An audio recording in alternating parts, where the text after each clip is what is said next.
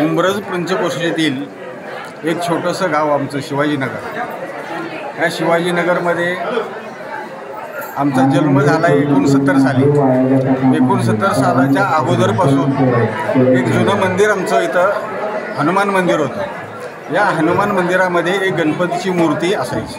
गणपतीची मूर्ती ही सार्वजनिक गावातर्फे बसवलेली असायची आणि संपूर्ण गाव या गणपतीची पूजा अर्चा आणि हा गणपती म्हणजे विशेष म्हणजे हा गणपती 21 दिवसाचा गणपती. मूळ 21 दिवसाचा गणपती का याची आख्यायिका आज अखेर आम्हाला पण कळलेली नाही आहे. पण तरीसुद्धा अत्यंत मनोभावे एक नवसाला पावणारा गणपती म्हणून श्री संपूर्ण गावानं त्याचा उत्सव चालू केला. गेले अनेक वर्षापासून गावामध्ये प्रत्येक गावामध्ये 2-2 मंडळांची जी प्रथा आहे ती आमच्या गावानं मोडीत काढून आमच्याही गावात 2-2 मंडळं होती ती सर्व बंद केली आणि ती बंद झाल्याच्या नंतर आम्ही हा एकच गणपती आमचा हा सार्वजनिक गणपती आणि जवळजवळ गावचा एक उत्सव अशा प्रमाणात आम्ही तो साजरा करतो.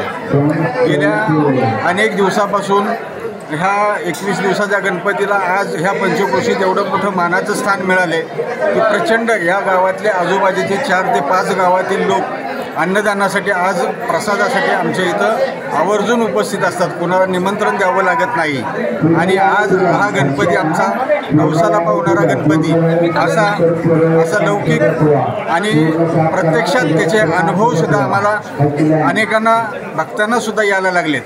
तर हा गणपतीचं जो हा उत्सव आहे अजून जास्तीत जास्त मोठ्या प्रमाणात होत जावा, त्याचा उत्सव फार मोठ्या प्रमाणात व्हावा आणि अनेकांना त्याचा ह्या गणपतीचा लाभ मिळावा आणि ही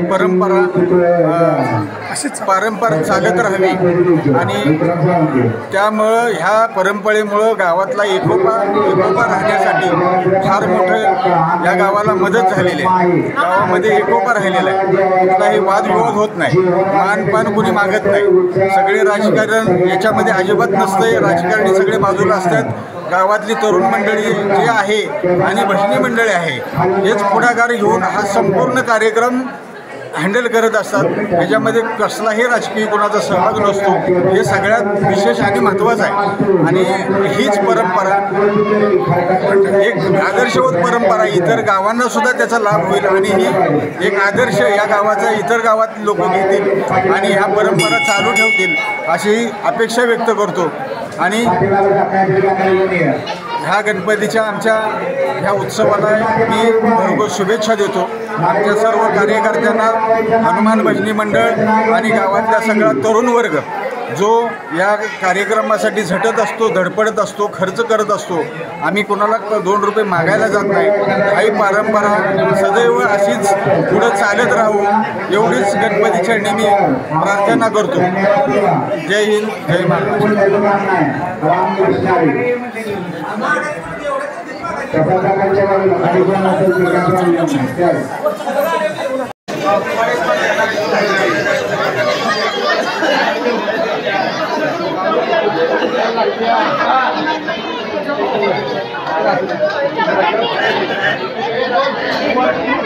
Thank you.